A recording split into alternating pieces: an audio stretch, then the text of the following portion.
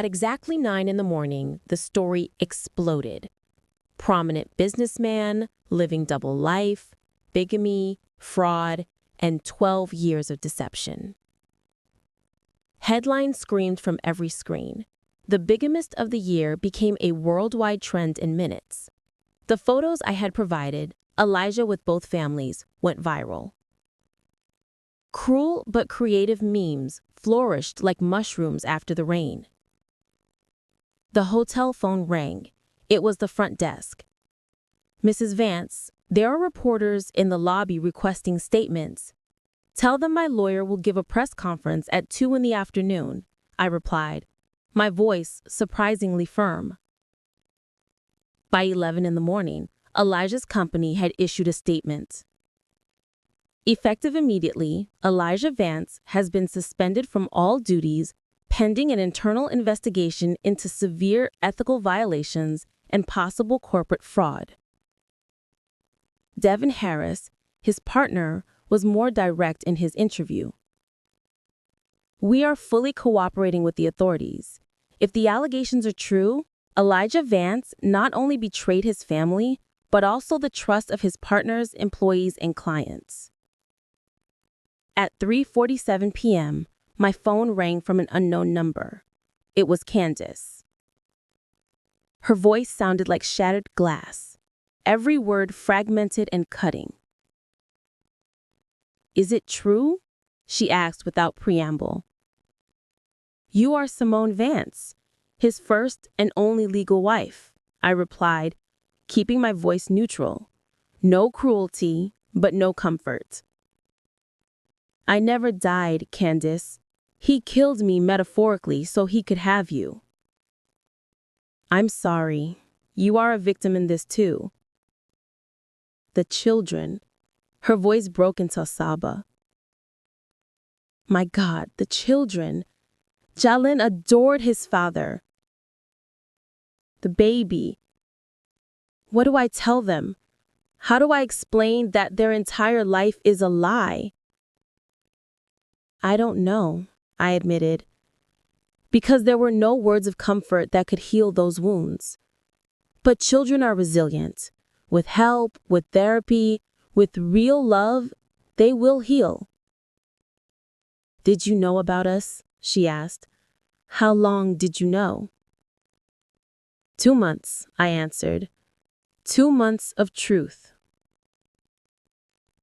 "After 40 years of lies?" "I'm going to lose everything," she whispered. "The house is in his name, the accounts, everything. I have nothing of my own.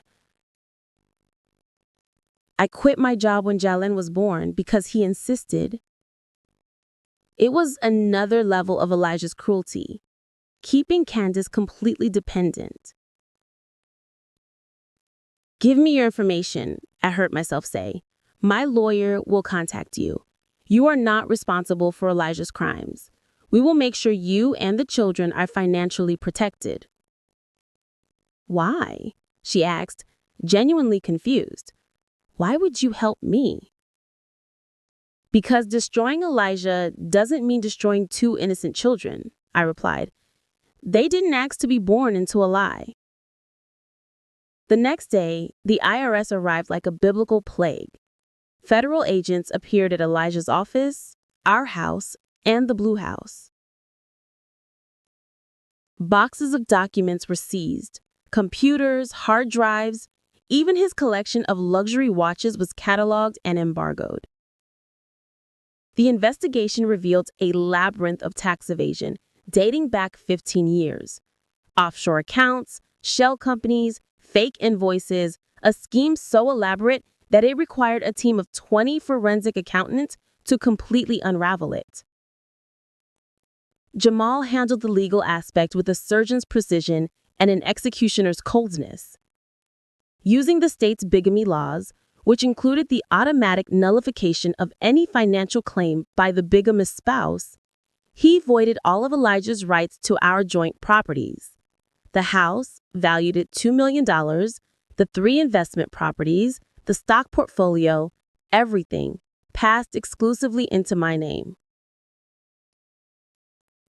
We also recovered this, Jamal said a week later, handing me a check. $3.7 million from the Cayman's account. The rest is so tangled up in his shell companies that it will take years to recover, if at all. Patricia visited me that afternoon. She had aged 10 years in a week, her face marked by family shame. Mom always knew something was wrong with Elijah, she confessed, sitting heavily on my hotel sofa. Before she died, she told me, "Take care of Simone when the truth comes out."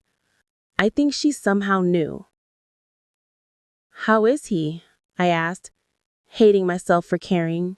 "Destroyed," Patricia replied bluntly. Candace threw him out of the house. No hotel in the city will accept his reservation. His face is on all the news.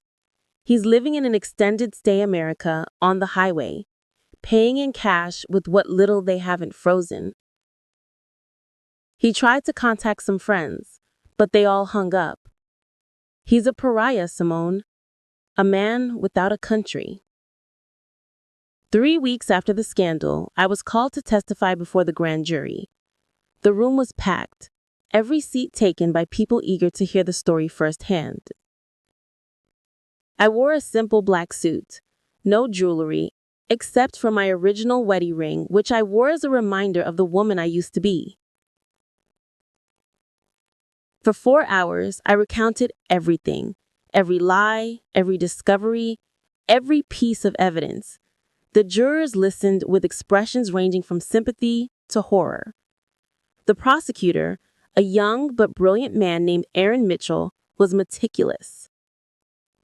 "Mrs. Vance, at any point during these 12 years, did you suspect your husband's infidelity?" There were moments, small inconsistencies, strange absences, but Elijah was a master manipulator.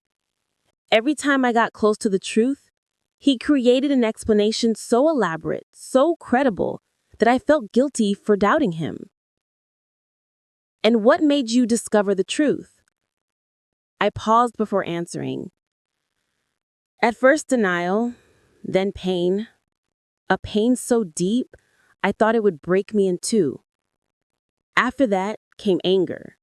Not hot, but cold, calculated, and finally, determination. Determination that 40 years of lies would not define the rest of my life. The grand jury's verdict was unanimous. Formal indictment for bigamy, tax fraud, document forgery, and conspiracy to commit fraud. Elijah faced up to 20 years in prison. A month later, Elijah called me from the county jail where he was awaiting trial. His voice was unrecognizable, broken, aged. "Why, Simone? Why didn't you give me a chance to explain in private?" "Explain what?" "Elijah, how you accidentally stumbled into another life for 12 years? How you mistakenly married another woman?